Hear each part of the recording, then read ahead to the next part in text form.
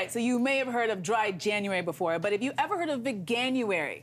It's a new trend of trying to maintain a vegan diet for a month. Now, if you're trying it or thinking about trying it, there are a few key tools you'll need to make sure that you stay well-nourished. And joining us this morning with her tips is registered dietitian Nishta Saxena. Yes. I said it. I wanted to make sure I got that correct. All right, so let's start with B12. Yes. So I hear that it's really good for your blood and your nervous system. Yeah. Break it down for us. It's absolutely crucial for both of those things. All the nutrients we're talking about today, that's why I picked these four, because we have to have them in our bodies. Okay. So if you're going to pursue Veganuary, meaning you're going to remove all animal products from your diet, the tool we have is you're going to need a supplement. Okay. So you're going to check with your doctor first to make sure you're taking the right supplement, but because we require this in our diet and we're taking away those animal products, we're not really going to get what we need for that month, so you're going to supplement with that.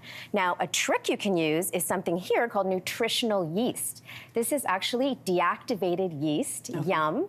Sounds delicious. Also called nooch in the vegan community, yes. Okay. And it's basically something that you can sprinkle. It's extremely high in B12. So it's a sort of a food item, like a condiment. You can use this in cooking, casseroles, soups. You can even sprinkle it on popcorn, and it's going to give you a ton of B12. And this is something we can find at any grocery store. You Yes, don't have to go to a specialty store.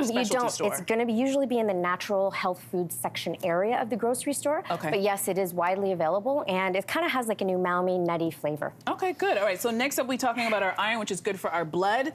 Why is this important? Yeah, iron is everything. And so one of the tools we want to use during Veganuary would be cast iron or iron products. So cast iron, when you cook with uncoated cast iron, some of the iron actually comes into the food. So that's an excellent tool to use, but it's heavy and expensive. So we also have something here called Lucky Iron Fish. And this is also made of iron, and it's fascinating because if you boil this in water with a tiny bit of acid like lemon or vinegar for about 10 minutes, it's going to add 6 to 8 milligrams of highly absorbable iron to your food. Okay, good. Exactly. So these are two tools that you can use. And the other thing you can do, speaking of adding, binding that iron, is vitamin C. So if you're cooking and you're making something that has iron in it, you want to add a vitamin C-rich food, peppers, strawberries, broccoli, tomato sauce, to bring together that iron and help the absorption. Okay, so if I put this in the water before I put my brown rice in, will I taste it at all? No, you will not. So you boil it, pre-boil it for 10 minutes, and then it's going to leach that iron into the water. Then you can remove it and cook your food. No, you're not going to taste it at all. Okay, good stuff. All right, next up we're talking about zinc. What are the health benefits of zinc? So zinc, it's everything. And if you're,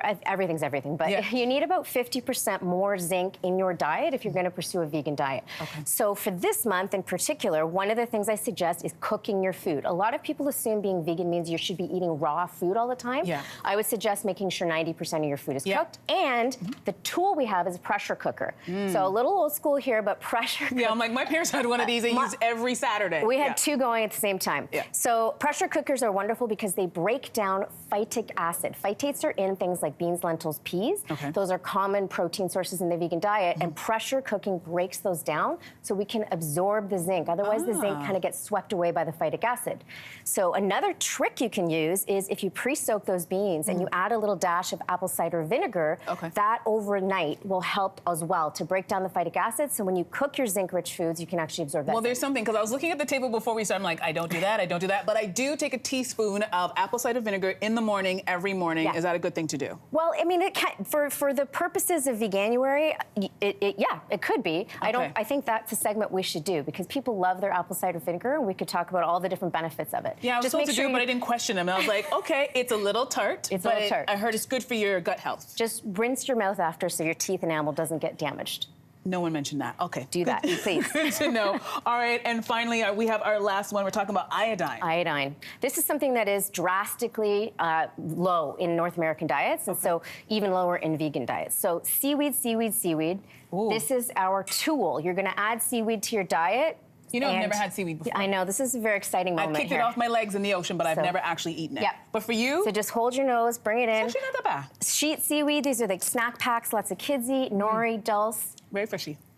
You think it's fishy? A little fishy. No, you don't think it's fishy? Well, just keep eating it, and then you won't even notice it. You'll start to crave it. Just down it.